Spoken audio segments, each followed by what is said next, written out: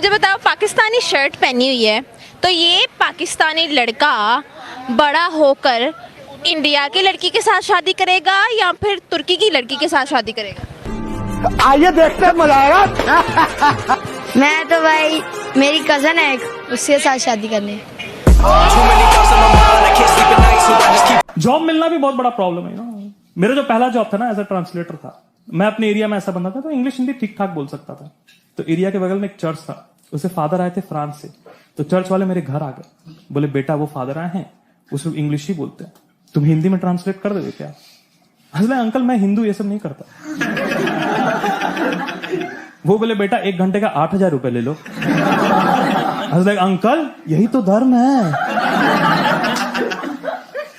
मैं स्टेज पे चढ़ गया, father confident, I was double confident. 300 लोग आए थे, फादर शुरू हुए, the God can see us. हम लाइक परमेश्वर हमें देख रहा है। ये सुन के फादर का कॉन्फिडेंस बढ़ गया, वो जोर से चिल्लाने लगे, the God can see us. हम लाइक परमेश्वर हमें दोबारा से देख रहा है। Raise both of your hand, अपने दोनों हाथ उठाइए एंड से हालेलुया, तो बोलो राधे राधे।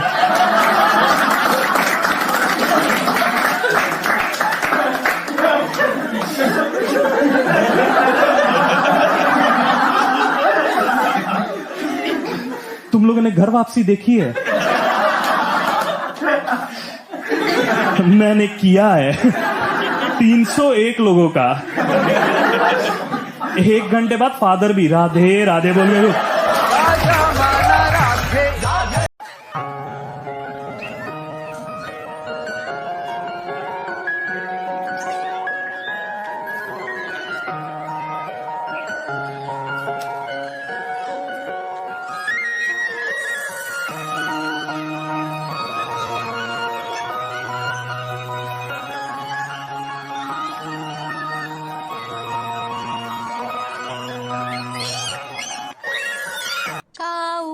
थी का समा था, का जमाना था, एक हसीना थी, एक दीवाना था।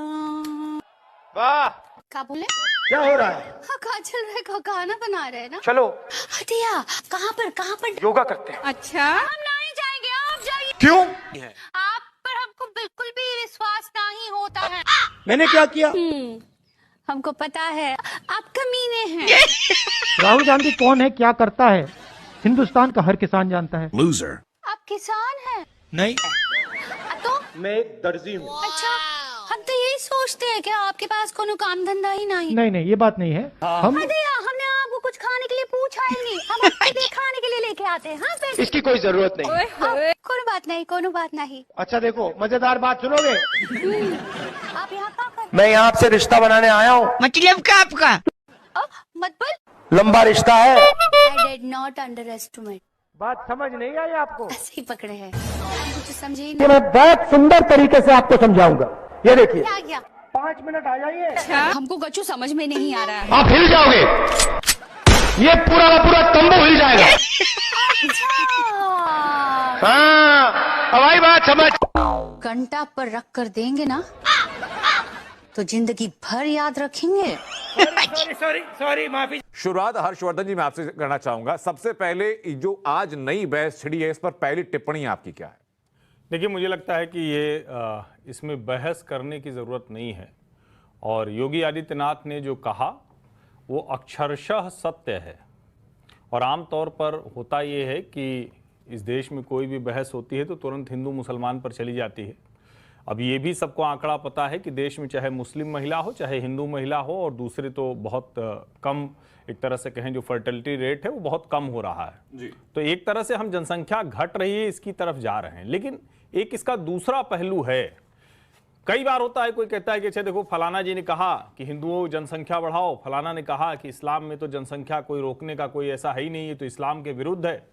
अब होता क्या है कि जैसे ही ये बात आएगी, और जो आंकड़े भी दिख रहे हैं कि मुस्लिमों में 1.5% की जनसंख्या अगर प्रजनन दर है तो हिंदुओं में घट रही है, यानी यहां 1 कम हो रहे हैं तो वहां 1.5 बढ़ रहे हैं। ये किसी भी स्वस्थ लोकतंत्र में अच्छा नहीं है। बेहतर होगा कि आप इसको सही संदर्भों में देखें। हम लोग सभ्य समाज में रह रहे हैं, हमें चर्चा ये करनी पड़ेगी कि हम जिस जगह पर हैं यहां सभी के लिए, हिंदू, मुस्लिम, सिख, ईसाई, बौद्ध, जैन, पारसी, जितने भी लोग यहां रहते हैं, कोई न मानने वाले धर्म को, वो भी सब तय करें कि भाई एक जैसा कानून होगा, इसमें